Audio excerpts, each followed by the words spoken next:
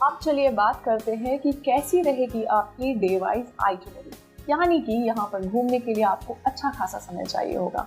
अगर आप एक ट्रैवल लवर हैं तो फिर तो आप डेफिनेटली यहाँ बहुत ज़्यादा समय देना चाहेंगे। 3 दिनों में हम क्या क्या कवर करेंगे अब हम इसके बारे में बात करने वाले हैं। मैं आपको बता दूं, मैंने आपके लिए 6 डेस्टिनेशंस को या बोल सकते हैं 6 प्लेसेस हैं जो फाइनल किए हैं। तो चलिए बात करते हैं कि कौन सी वो डेस्टिनेशंस है जहाँ पर आप डे 1 में जाने वाले हैं। डे 1 के लिए अगर मैं बात करूँ तो मैंने आपकी शुरुआत ही बहुत ही ज़्यादा स्पेशल रखी है। अब आप सोचेंगे कैसे स्पेशल रखी है शुरुआत को, तो मैंने शुरुआत करना चाहा है हिस्ट्री के साथ, ब्यूटी के साथ और आर्किटेक्चर के साथ। आप समझ ही रहे होंगे कि ये प्लेस डेफिनेटली कुछ ऐसा प्लेस होने वाला है जहाँ पर आपको हिस्ट्री में जाने का एक मौका मिलेगा। अगर हम कहें तो एक ग्लिम्स मिलेगा आपको। तो जब हम बात कर रहे हैं भुज फोर्ट की, क्योंकि मैंने आपके लिए भुज फोर्ट को ही रखा है पहली डेस्टिनेशन के तौर पे, तो यहाँ की खासियत ये है कि सिर्फ आर्किटेक्चर ही नहीं, सिर्फ खूबसूरती ही नहीं, सिर्फ इतिहास ही नहीं, यहाँ पर कुछ ऐसा और भी है जो कि आपको बहुत ही ज़्यादा इंटरेस्टिंग लगने वाला है।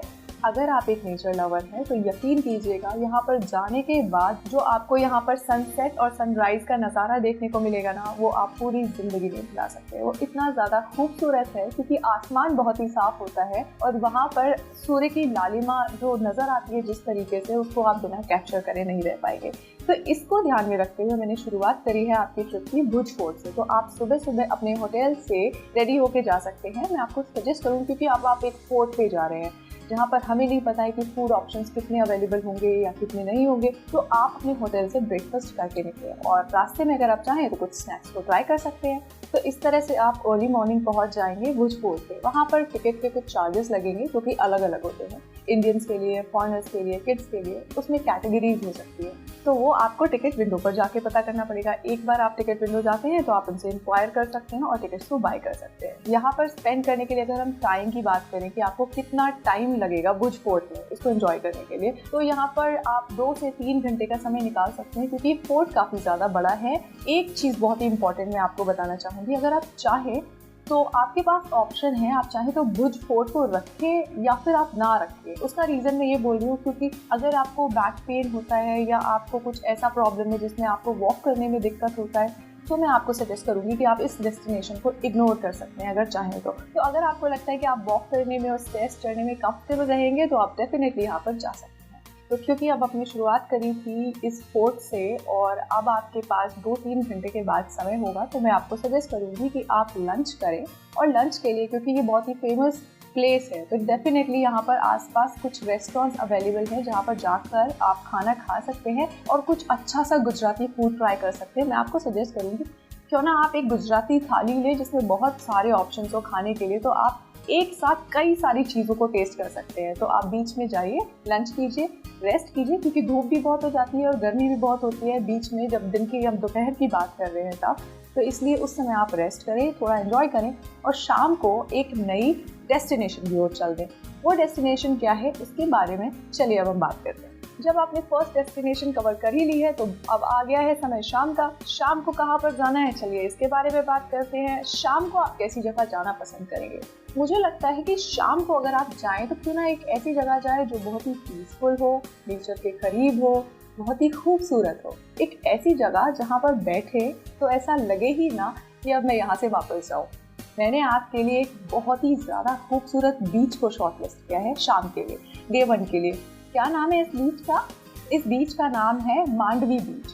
मांडवी बीच के बारे में अगर आप बात करें तो आप गूगल कर सकते हैं इसके बारे में, एंड आई एम श्योर कि आपको जो भी इंफॉर्मेशन मिलेगी मांडवी बीच के बारे में बहुत ही ज़्यादा इंप्रेसिव होगी। क्योंकि मांडवी बीच एक ऐसा बीच है जो कि बहुत ही ज़्यादा वेल मेंटेन्ड है, बहुत ही ज़्यादा क्लीन है, यहाँ का पानी बहुत साफ है और सबसे अच्छी बात है यहाँ हर तरह की सुविधाएं अवेलेबल है। यानी कि आप वॉशरूम की बात करें या आप पार्किंग की बात करें या फिर आप रेस्टोरेंट्स की भी बात क्यों ना करें, तो ये सारी चीज़ें यहाँ पर अवेलेबल हैं। इसलिए आप अच्छा खासा टाइम स्पेंड कर सकते हैं। अब वो डिपेंड करता है आपकी पर्सनल प्रेफरेंस पे कि आप यहाँ पर कितना समय बिताएंगे। एवरेज तौर पर अगर हम देखें तो यहाँ पर जनरली लोग 2.5 से 3 घंटे तक का समय तो आराम से बिताते हैं। तो ये था आपका डे 1। इस तरह से आप स्पेंड करेंगे डे 1 को। रेस्ट कीजिए, इसके बाद पीसफुल होगा। हो सके तो एक छोटी सी चाय ज़रूर एंजॉय कीजिएगा इस बीच पे, क्योंकि ये इसकी खासियत है। क्योंकि जब समंदर सामने खूबसूरत होता है तो आप उस टाइम को और भी ज़्यादा बढ़ा सकते हैं एक चाय के साथ। तो मैं आपको सजेस्ट करूंगी कि जब आप अपने होटल वापस जाएं इस डे 1 पे, तो आप अपना डिनर ज़रूर यहाँ से करके जाएं, क्योंकि मांडवी बीच के आसपास इतने सारे ऑप्शंस अवेलेबल हैं खाने के लिए। अगर आप फूड की बात करें तो आप शायद उनको काउंट भी नहीं कर पाएंगे। इसलिए आप जाएं डिफरेंट स्टॉल्स पे, डिफरेंट रेस्टोरेंट्स पे, थोड़ा थोड़ा खा के हर जगह से कुछ ना कुछ चीज़ों को टेस्ट कीजिए। तो इसके बाद मैं आपको सजेस्ट करूंगी कि आप हेड बैक करें अपने होटल की तरफ। आपने डिनर कर लिया है, जाइए रेस्ट कीजिए और तैयार हो जाइए डे 2 के लिए। चलिए अब बात करते हैं कि आप क्या करने वाले हैं डे 2 पे। मैंने आपके लिए एक थोड़ा डिफरेंट स्पॉट निकाला हुआ है, जो कि एक बहुत ही ज़्यादा खूबसूरत स्पॉट है, लेकिन साथ ही साथ एक ऐसी जगह है जहाँ पर आपको स्पिरिचुअलिटी का एहसास होने वाला है। ये एक ऐसी जगह है जहाँ पर आप बैठ के थोड़ी देर ध्यान लगा सकते हैं और थोड़ा समय अकेले में बिता सकते हैं। मैंने आपके डे 2 की शुरुआत करी है एक स्पिरिचुअल जगह से, जिसका नाम है श्री स्वामी नारायण टेम्पल। स्वामी नारायण टेम्पल की बात करें अगर हम, तो ये इतना ज़्यादा फेमस और इतना ज़्यादा ब्यूटीफुल टेम्पल है कि इसके बारे में आपको बहुत सारी इन्फॉर्मेशन वहाँ के लोकल लोगों से आराम से मिल जाएगी।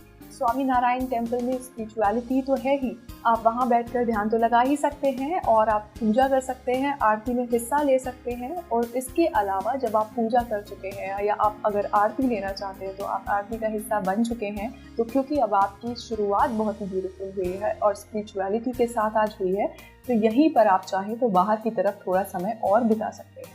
तो अब आप सोचेंगे कि अगर मैं मंदिर में वक्त बिताऊं तो कहाँ पे बिताऊं, क्योंकि मैंने तो पूजा भी कर ली और आरती भी कर ली है। तो आपके लिए अच्छी बात ये है कि ये जगह बहुत ही ज़्यादा खूबसूरत होने के साथ ही साथ बहुत ही ज़्यादा स्पेशियस भी है। ये टूरिस्ट के लिए तो बहुत ही ज़्यादा फ्रेंडली प्लेस है। यहाँ पर आप जब बाहर जाएंगे तो आपको यहाँ पर गार्डन्स मिलेंगे, बहुत सारे पौधे मिलेंगे, बहुत सारे फाउंटेन्स मिलेंगे। इसके अलावा आप लोकल लोगों से बात करें, अच्छी बात यह है कि भुज के यानी कि कच्छ के लोग बहुत ही ज़्यादा फ्रेंडली हैं। तो आप वहाँ पर लोकल लोगों से बात कर सकते हैं। वहाँ की स्टोरीज जो पुरानी, क्योंकि ये मंदिर बहुत पुराना है। तो ऐसे होगी आज की आपकी शुरुआत, डे 2 की शुरुआत, क्योंकि आप बहुत अच्छा समय आपने डेफिनेटली बिताया यहाँ पर। प्लानिंग के अकॉर्डिंग तो हम बात करते हैं कि कौन सी डेस्टिनेशन होने वाली है जो सेकंड डे की सेकंड डेस्टिनेशन होगी। तो चलिए उसके बारे में बात करते हैं। मैंने फिर से आपके लिए एक ऐसी जगह को शॉर्टलिस्ट किया है जो कि हिस्ट्री से बहुत ज़्यादा कनेक्टेड है। तो इस जगह का नाम है प्राग महल। प्राग महल आपको नाम से ही सुनाई देता है ना, कितना ज़्यादा रॉयल होगा, कितना ज़्यादा फैंसी होगा, कितना ज़्यादा क्लासी होगा। तो अगर आप ऐसी उम्मीदें कर रहे हैं इस जगह से, तो आप बिल्कुल सही है। जब आप जाएंगे तभी आप विटनेस कर पाएंगे इस जगह के आर्किटेक्चर, इस जगह की क्लास को और इस जगह की खूबसूरती को। तो आप प्राग महल में जाएं, हिस्ट्री को विजिट करें। एक तरीके से अगर बोलना चाहें तो बोल सकते हैं, क्योंकि एक आपको हिस्ट्री में ले जाने का काम ज़रूर करता है कोई भी मॉन्यूमेंट। इसके अलावा आप आर्किटेक्चर को एडमायर करें, एंजॉय करें, पिक्चर्स क्लिक करें।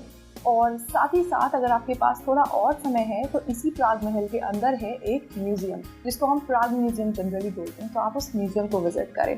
वो उस म्यूजियम में जो आपको चीज़ें देखने को मिलेंगी वो बहुत ही ज़्यादा खूबसूरत हैं। और अगर आप एक हिस्ट्री लवर हैं तो ये चीज़ें आपको और ज़्यादा खूबसूरत लगेंगी, क्योंकि वहाँ पर हो सकता है आपको कुछ राजाओं की पोशाकें देखने को मिल जाए, हो सकता है आपको तलवारें देखने को मिल जाए, या हो सकता है आपको उस समय की मुद्राएं देखने को मिल जाए, यानी कि उस समय की जो करेंसी थी, वो सिक्के थे, हो सकता है वो आपको देखने को मिल जाए। तो आप इस जगह को सेकेंड डे पे कवर कर सकते हैं। आपकी सेकेंड डेस्टिनेशन जो मैंने रखी थी, यहाँ पर म्यूजियम आपके लिए ऑप्शनल था। अगर आपके पास समय है तो आप म्यूजियम भी जा सकते हैं, और अगर नहीं है तो केवल आप प्राग महल को विजिट करने के बाद लोकल फूड को ट्राई करते हुए अपने होटल की तरफ वापस जा सकते हैं।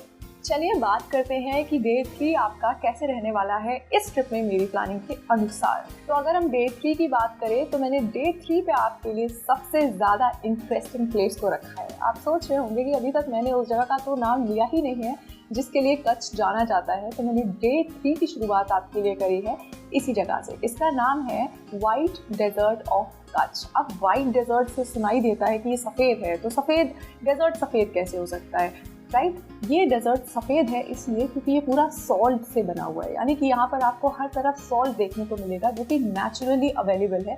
तो क्योंकि अब हम बात कर रहे हैं मोस्ट स्पेशल प्लेस के बारे में जो कच्छ की सबसे ज़्यादा स्पेशल जगह है, तो मैं आपको ये भी बता दूँ कि अगर आप रेकमेंड करे हुए महीनों में ही जा रहे हैं, यानी कि आप अक्टूबर से फरवरी के बीच में जा रहे हैं, तो आपको यहाँ पर रण फेस्टिवल यानी कि रणोत्सव देखने को मिलेगा। रणोत्सव की खासियत क्या होती है कि यहाँ पर आपको आर्ट, ब्यूटी, कल्चर, खूबसूरती बहुत ज़्यादा देखने को मिलेगी, और ये रात में होता है। तो आप एक बार इमेजिन कीजिए कि मूनलाइट है, क्योंकि ये मार्केट रात को ही लगता है, ये जो फेस्टिवल है ये पूरा रात को ही लगता है। तो ऊपर मूनलाइट है और नीचे एकदम वाइट सैंड है जो एक्चुअली सॉल्ट है, बट क्योंकि डेजर्ट है इसलिए मैंने सैंड बोला। तो आप इमेजिन कीजिए कितना ज़्यादा खूबसूरत लगेगा। वहाँ पर आप शॉपिंग कर रहे हैं और टाइम स्पेंड कर रहे हैं। नींद तो आपको डेफिनेटली नहीं आने वाली अगर आप इतनी खूबसूरत जगह पर जाएंगे तो इस तरह से आप कवर कर सकते हैं इस फेस्टिवल को अगर आप टाइम पे हैं तो, और इसके अलावा आप अगर इन मंथ्स में नहीं है तो फिर आप इस डेजर्ट को कवर कर सकते हैं। खासियत क्या है, यहाँ पर बहुत सारे लोग आते हैं देश और विदेश से, ना सिर्फ इस फेस्टिवल के लिए बल्कि वहाँ पर बहुत सारे शूट्स होते हैं। प्री वेडिंग शूट्स की बात करें हम, और बाकी तरीके के शूट्स की बात करें, मूवीज के लिए बात करें या हम टीवी शोज की बात करें, तो यहाँ पर लोग विजिट करते रहते हैं। अगर आप लकी हैं तो हो सकता है कि आपको यहाँ पर कोई शूटिंग भी देखने को मिल जाए। तो ये थी आपकी फर्स्ट डेस्टिनेशन, जो कि सबसे ज़्यादा खास और सबसे ज़्यादा खूबसूरत डेस्टिनेशन है कच्छ की। अब बात करते हैं हम इस ट्रिप की लास्ट डेस्टिनेशन की, क्योंकि हम हैं आज लास्ट डे पे, डे 3 पे। तो तीसरी डेस्टिनेशन मैंने आपके लिए फिर से एक ऐसी डेस्टिनेशन निकाली है जो फिर से एक महल है, एक बहुत ही खूबसूरत पैलेस है, लेकिन फिर भी डिफरेंट है। अब आप सोचेंगे कि एक पैलेस है और फिर भी डिफरेंट है, तो ये कैसे हुआ? आपको कैसा लगेगा अगर आपको कच्छ में थोड़ा सा जयपुर का नज़ारा मिल जाए? सोचिए कितना ज़्यादा खूबसूरत लगेगा, है ना। यहाँ का आर्किटेक्चर आपको जयपुर की याद दिलाएगा। यहाँ पर जो ब्यूटीफुल विंडोज़ हैं, यहाँ बहुत ही खूबसूरत विंडोज़ हैं, बहुत ही खूबसूरत दरवाज़ों पे काम किया गया है। तो जब आप इस महल में आएंगे तो इन सारी चीज़ों को विटनेस कर पाएंगे। इस महल का नाम है विजय विलास पैलेस। विजय विलास पैलेस नाम से ही कितना रॉयल लगता है ना। आपको यहाँ पर जाके भी उस रॉयल्टी का एहसास होने वाला है। तो आप चाहे तो थर्ड डे पे इस जगह को डेफिनेटली रखें अगर आप टायर्ड नहीं है तो, और आप इन चीज़ों में बदलाव भी कर सकते हैं। तो ये थी कच्छ की ब्यूटीफुल डेस्टिनेशन जिसके बारे में आज हमने बात करी और जिसके बारे में आज हमने प्लानिंग करी कि अगर आप जाएंगे कच्छ तो कैसे जा सकते हैं, कितने दिन की ट्रिप रख सकते हैं। इन सारी बातों के बारे में आज हमने डिस्कस किया। आई होप कि आपकी ट्रैवल जब आप करेंगे तो ये सारे टिप्स आपके काम आने वाले हैं। तो इसी के साथ मैं मधुरिमा सिंह लेती हूँ आपसे इजाज़त।